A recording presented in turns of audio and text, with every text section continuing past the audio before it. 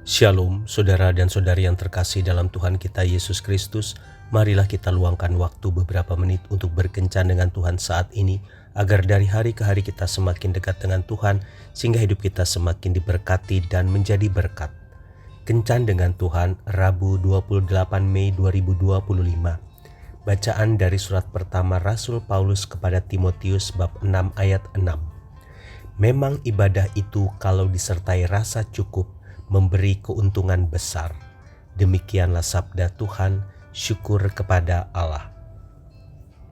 Saudara dan saudari yang terkasih dalam Tuhan kita Yesus Kristus, ada sebuah cerita tentang raja yang tidak pernah merasa bahagia di dalam hidupnya. Dalam usaha menemukan jawaban atas ketidakpuasannya, ia menemui seorang astrolog yang mengatakan kepadanya bahwa ia akan menemukan kebahagiaan dengan mengenakan jas milik seseorang yang benar-benar merasa bahagia. Maka raja itu pun segera mulai pencahariannya.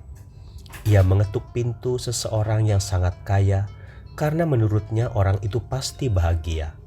Namun usahanya gagal. Ia mengunjungi sekolah-sekolah tinggi dengan anggapan bahwa orang-orang terpelajar yang ada di sana pasti merasa bahagia karena kepintaran atau hikmat mereka. Tetapi kali ini ia pun tidak berhasil. Akhirnya seorang buruh melintas di depannya sambil bernyanyi-nyanyi kecil, sementara ia melakukan pekerjaannya. Ia pasti orang yang berbahagia, pikir sang raja. Jualah jasmu kepadaku, dan aku akan memberimu 1 tas penuh emas.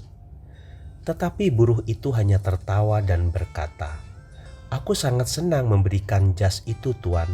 Tetapi masalahnya aku tidak punya jas." Saudara dan saudari yang terkasih dalam Tuhan kita Yesus Kristus, tentu ini hanyalah cerita.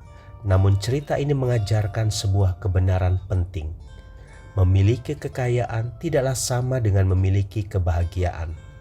Juga tidak berarti bahwa orang yang kaya harus menjadi miskin terlebih dahulu agar dapat menikmati kebahagiaan.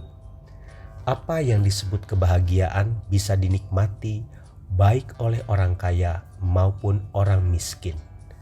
Ada satu kebenaran di dalam doa yang diucapkan Raja Salomo. Jauhkanlah daripadaku kecurangan dan kebohongan. Jangan berikan kepadaku kemiskinan atau kekayaan. Biarkanlah aku menikmati makanan yang menjadi bagianku.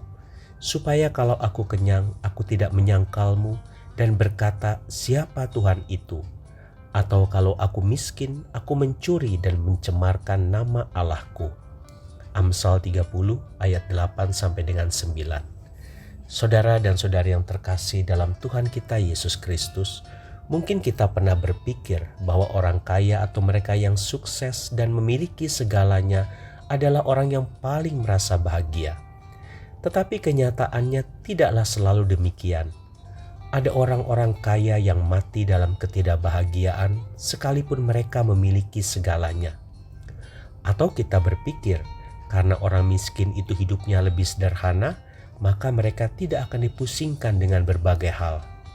Namun banyak juga orang miskin yang sangat tidak bahagia dan mereka selalu merindukan untuk menjadi orang kaya.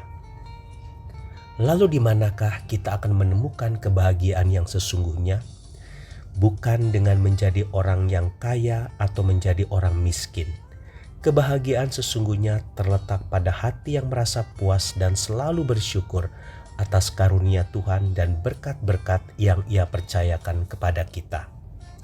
Sebanyak apapun Tuhan memberkati kita, tetapi jika tidak ada rasa puas dan ucapan syukur di dalam hati kita, maka kebahagiaan itu akan tetap menjauh dari hidup kita. Belajarlah merasa puas dan bersyukur atas keberadaan kita. Tuhan Yesus memberkati. Marilah kita berdoa dalam nama Bapa dan Putra dan Roh Kudus. Amin. Tuhan Yesus, ampunilah aku karena masih ada rasa ketidakpuasan di dalam diriku atas keberadaanku dan berkat-berkat yang Engkau berikan untukku. Amin. Dalam nama Bapa dan Putra dan Roh Kudus. Amin.